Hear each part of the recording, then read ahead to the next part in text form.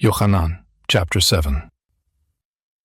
After these things, Yeshua was walking in Hagalil, for he wouldn't walk in Yehuda, because the Yehudim sought to kill him. Now the feast of Sukkot was at hand.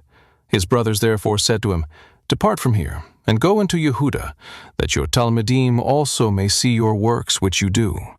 For no one does anything in secret, and himself seeks to be known openly. If you do these things, reveal yourself to the world." For even his brothers didn't believe in him. Yeshua therefore said to them, "My time has not yet come, but your time is always ready. The world can't hate you, but it hates me, because I testify about it that its works are evil. You go up to the feast. I am not yet going up to this feast, because my time is not yet fulfilled." Having said these things to them, he stayed in Hagalil. But when his brothers had gone up to the feast, then he also went up, not publicly, but as it were, in secret.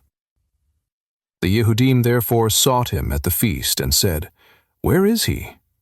There was much murmuring among the multitudes concerning him. Some said, "He is a good man." Others said, "Not so, but he leads the multitude astray."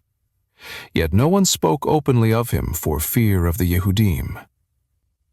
But when it was now the midst of the feast, Yeshua went up into the Beit HaMikdash and taught. The Yehudim therefore marveled, saying, "How does this man know letters, having never been educated?" Yeshua therefore answered them, "My teaching is not mine, but his who sent me. If anyone desires to do his will, he will know about the teaching, whether it is from Elohim, or if I am speaking from myself. He who speaks from himself seeks his own glory, but he who seeks the glory of him who sent him is true, and no unrighteousness is in him. Didn't Moshe give you the Torah, and yet none of you keeps the Torah? Why do you seek to kill me?" The multitude answered, "You have a demon. Who seeks to kill you?" Yeshua answered them, "I did one work, and you all marvel because of it. Moshe has given you circumcision, not that it is of Moshe, but of the fathers, and on Shabbat you circumcise a boy. If a boy receives circumcision on Shabbat, that the Torah of Moshe may not be broken, are you angry with me because I made a man completely healthy on Shabbat? Don't judge according to appearance, but judge righteous judgment." Therefore some of them of Yerushalayim said, "Isn't this he whom they seek to kill? Behold, he speaks openly, and they say nothing to him. Can it be that the rulers indeed know that this is truly the Mashiach? However, we know where this man comes from, but when the Mashiach comes, no one will know where he comes from." Yeshua therefore cried out in the Mikdash, teaching and saying, "You both know me, and know where I am from. I have not come of myself, but he who sent me is true, whom you don't know.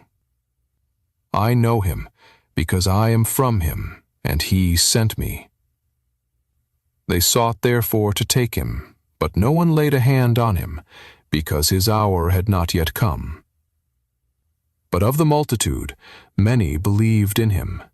They said, "When the Mashiach comes, he won't do more signs than those which this man has done, will he?" The Perushim heard the multitude murmuring these things concerning him, and the chief Kohanim and the Perushim sent officers to arrest him. Then Yeshua said, "I will be with you a little while longer. Then I go to him who sent me.